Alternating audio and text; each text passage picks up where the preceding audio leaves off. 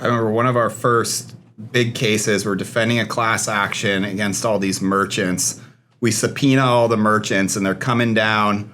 We're deposing them one by one. We're going, hey, is this you sign this? And I go, I think so. They're like, how'd you meet this guy? And she's like, oh yeah, I'm his hairdresser. He gave me $500 if he could have my ID. Yeah. And we're sitting there, and there was 10 of those. Oh, I mow his lawn. Oh, it's my kid's coach. And the attorney on the other end, Chris and I, we're deposing these guys back and forth, and we're watching him. He's just stripping his jacket off, clothes on, covered in sweat. Welcome to the Payments Experts Podcast, a podcast of Global Legal Law Firm. We hope you enjoy this episode. I'm going to go ahead and bet on the MasterCard. Yeah, for sure. And if I have a Bitcoin in my pocket, I don't know how to use it or all of this. It's got to be compatible and all of that. But people don't want to spend their Bitcoins. They want to just make Bitcoin's going to get converted to stablecoin somehow, and then the big banks are going to be able to take that and leverage it with stablecoin. That's how they're going to buy into that. That's just an opinion, but I feel like the stablecoin is going to absorb the Bitcoin and then liquidate it and get people into stablecoin and out of Bitcoin. Maybe. I think it'll always be an investment tool. Bitcoin, maybe until Visa, MasterCard buy all the Bitcoin. BlackRock's buying it all right now. Yeah. So, gentlemen, I want to throw something at you. It's interesting, the evolution I've seen at this firm, even in the almost 6 years I've been here. And you guys have said it yourselves. Your clients primarily 10, 15 years ago were primarily ISOs-ish in that space, that level, if you will, in the payments world. They still are. And they still are to a large extent, absolutely. But we're representing more and more and more merchants. And I think it's become, a kind of a really cool thing. You both, this law firm, Global Legal Law Firm, has become kind of a standard bearer for the little guy. I wish we could actually represent merchants in less of a reactive capacity and more of a, there is so much B2B payment out there which is legitimate payment processing, in my opinion, that could be considered high risk. And there's no negotiation of agreements where there's actually bargaining power. And I mean, maybe not always with the bank, but if you've got a FSP partner, they could be looking at it going, well, I'll talk to the bank, and where they won't take liability, I will take the liability between us. And you roll out a side agreement. But until you try to negotiate agreements, you're just kind of stuck with whatever you'll get. And it's really strange to me that you've got larger corporations that negotiate everything, but when it comes to payment processing, and I don't mean big box corps or anything like that. I'm talking about legitimate small to medium-sized businesses that do a lot of B2B payment.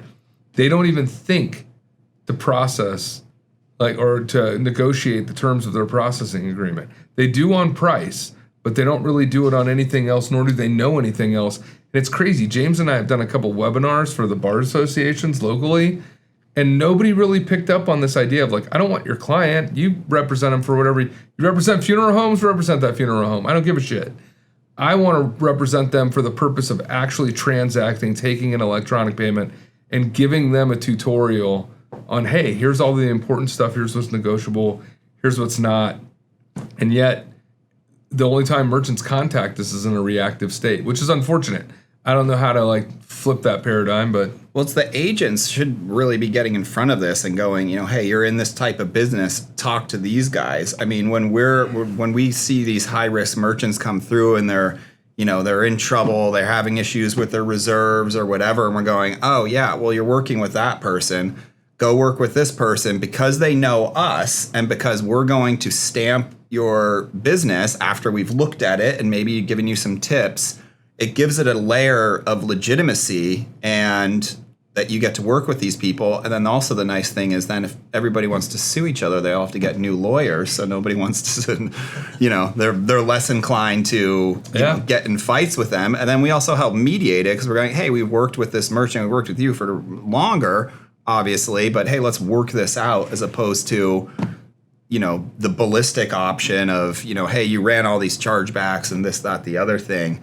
And it's the same with the agents, these agents that are running around placing high risk wherever, if you have us actually come in and take a look at what types of merchants these are, we can actually help say, yeah, here's where this needs to go. Hey, these merchants need to change X, Y, Z. Put them with this person. Make sure you guys get along, of course, because we'll make an introduction and step out of it. But there's that layer of legitimacy that banks and everybody go, okay, you have payments experts, the guys with the podcast, putting the stamp. They've looked at this. They know what they're talking about. And they know that this is not as high risk as we think, and maybe we'll even give you lower rates. I mean, I think part of it is just transparency, right? I mean, that if it's what we're talking about, if it's the merchant to the consumer, it's just transparency. Like when we do the sweepstakes opinion letters, look, the sweepstakes are sweepstakes. It's like a form of chance, right? And the question is how much skill versus how much chance, and you have to analyze that. But the biggest thing is what are the disclosures that are happening? And I think it's the same thing that James is talking about between agents and merchants, and telling them like, I can do this, I can't do that.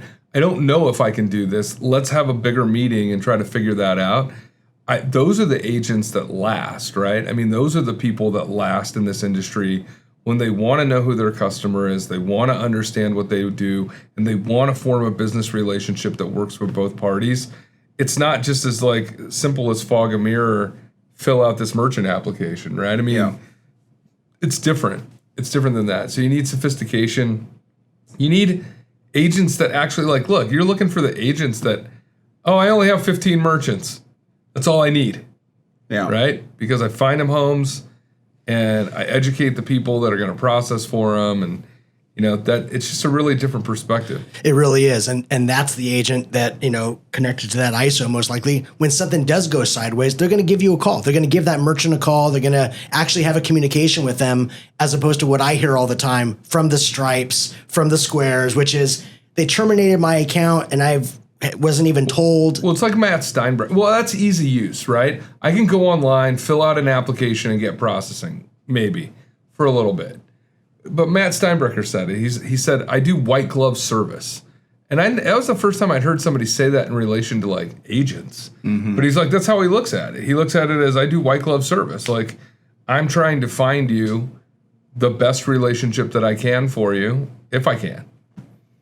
Yeah, and we've talked about this before. There are agents out there, particularly in the high risk field, that are in on it with the fraudulent merchants. I mean, sometimes they're the ones signing the agreement saying this is my business and that the other thing. And they're going out and helping the merchant get a bunch of IBOs. They're independent business owners where you get somebody's driver's license, social security, you set up a bank account, you set up an LLC, you leave it dormant for 2 years. And then you go, oh, look, I've been in business for 2 years. I'm clearly legitimate. And they're running these scams all over the place.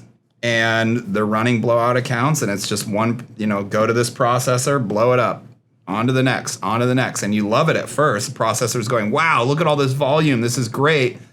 But it's these guys, and it's the same guys. They're doing it. I mean, we're in lawsuits with them, and it's one of those things where we're going, hey, before you sign up an agent, maybe give us a call. Because if we have their name and we're in litigation or we've heard their name or this, that, the other thing, give us a call. And maybe we can give you a little information that'll save you a couple $1,000,000. Yeah, that's the crazy part. Like it's, there's so many things you have to wonder why it exists or why it like perpetuates itself. But exactly what James is talking about with the agents, some of them are creating they're committing identity theft. I don't know how many of the merchants are in on it. Some of them are willing, some of them are unconsciously willing maybe, or semi-consciously willing, but literally I check ISP addresses on the electronic signature to see if it matches with the merchant's location, and it usually doesn't. It's where the agent is. I mean, got a litigation case right now, and she's crazy, but you leave a trail of anything that you do these days. It's really difficult not to leave a trail.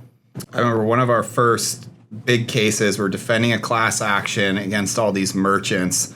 We subpoena all the merchants, and they're coming down. We're deposing them one by one. We're going, hey, is this did you sign this? And I think so. They're like, how'd you meet this guy? And she's going, oh, yeah, I'm his hairdresser. He gave me $500 if he could have my ID. Yeah. And we're sitting there, and there was 10 of those. Oh, I mow his lawn. Oh, it's my kid's coach. And the attorney on the other end, Chris and I, we're deposing these guys back and forth, and we're watching him. He's just stripping his jacket off, clothes on, covered in sweat. Emailed us at the end of the day, hey, we're dismissing. Wow. Because there's just fake merchant accounts. Yep. So, and it still runs rampant. There is a way. We did let them actually verify written discovery first.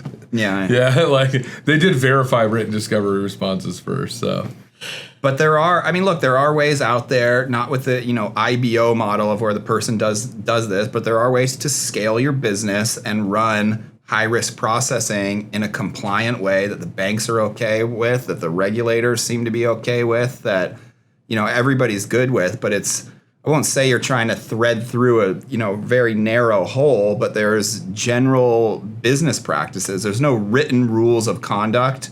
Well, there's a bunch of stuff you can't do, but there's things that you can do that have proven successful where these high risk merchants can process for years and years and years, as opposed to the average high risk is 1 to 3 months. Yeah, the other thing is that if you are a high risk merchant and you are engaging in some sort of due diligence, and your bank doesn't want to be concrete and remains ambiguous about your working relationship, fucking run. Right. Like, you're getting screwed later on for sure. So that kind of leads us to, makes the point for us. What's the biggest takeaway? James, this podcast, you brought this to us. It's a great topic. What do you want the takeaway to be?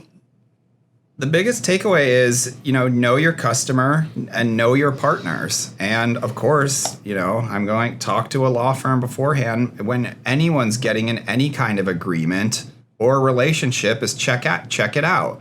Am I going to get in bed with a processor that's going to take a big reserve and then take the reserve? And same thing with the processes. Am I getting, a sales agent who's bringing me all this high risk, and is this a good account? Excellent. Chris, anything you want to? Just relationships, right? I mean, we built this law firm off relationships. Like anytime a relationship turns sour for whatever reason, it's never a win, right? I mean, it's just cutting losses at that point. And that includes us. I think what James is saying is just relationships. You really have to pay attention to your relationships. Yep. Yeah. And maybe the best place to start is a place where day in, day out, this firm has, from paralegals to the attorneys to the administrative staff, we are in this space every single day, and we've been doing it for almost 20 years now. We have a lot of relationships. I say this every day on the phone with our potential clients. We have a lot of relationships, and we're happy to make the introductions where it makes sense and where it's in the best interest of that particular client. Yes, one of the values we add to our clients is introductions. We've done that for years of, hey, meet so-and-so, and they end up hitting it off, and they generate a whole bunch of business together. Yep. Yeah, that's the other thing. The sales agent, right? They're not going to be able to call the guy that owns the place. We can actually, we had a merchant recently that definitely a high risk merchant. But I talked to the guy, he was super legitimate, wanted to figure out how to do processing. Gave me kind of the criteria. I went to 3 people. 2 of them said, I cannot do that. But the 2 that said I cannot do it, it was the CEO saying I cannot do that, right? Not small organizations. 3rd one said, yeah, I think we might be able to. The difference was I wasn't really, for me, it was a objective referral. I'm just looking to try to find a home and be transparent with the information and make it work for everybody involved.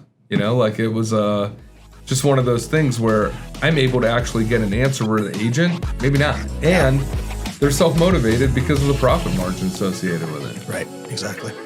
All right. Well, if there's nothing else, gentlemen, this is a great podcast. Thank you for the conversation today. Thank you for listening to this episode of the Payments Experts Podcast, a podcast of Global Legal Law Firm. Visit us online today at globallegallawfirm.com. Matters discussed are all opinions and do not constitute legal advice. All events or likeness to real people and events is a coincidence.